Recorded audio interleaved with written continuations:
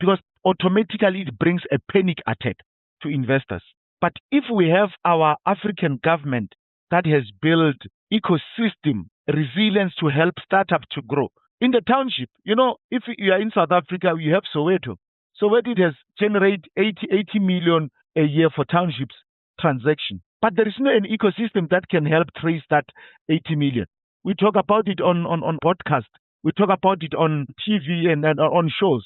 But have we built a resilient ecosystem to help those township startups to grow out of township while they're taking care of township? It's not only in South Africa. You go to Kenya, to Nairobi, there is good startups there. You go to Nigeria, I've met quite a number of startups that they are potentially good to grow.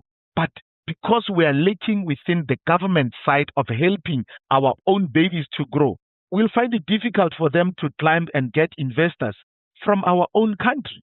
And then there'll come somebody from Singapore believing in Chuka idea and buy into it. And then I'm telling you, after investing in Chuka's idea, in 3 years' time, he's going to buy Chuka out. And then that startup is no longer existing in Africa. It's going to go to Singapore or it's going to go to UK because it's an idea that Chuka was managing but doesn't have money for it. Yeah, that's true.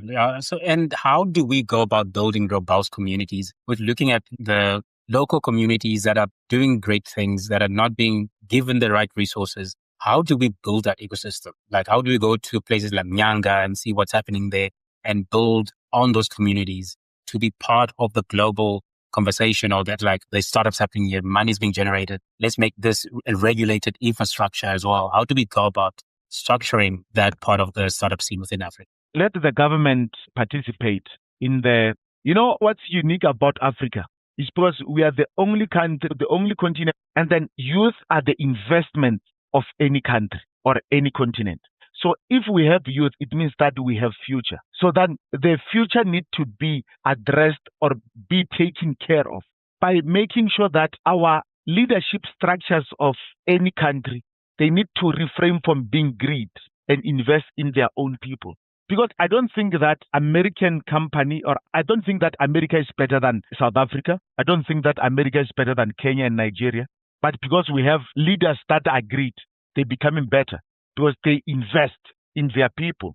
We are not investing. We have artificial place called Dubai, artificial place. That is the best. But how did it become the best? Because they invested in their people. Us in Africa, we need leaders that can invest in their people, which is our own economical concept. We need that, especially from local government. I'm going to give you an example. In Cape Town, now you guys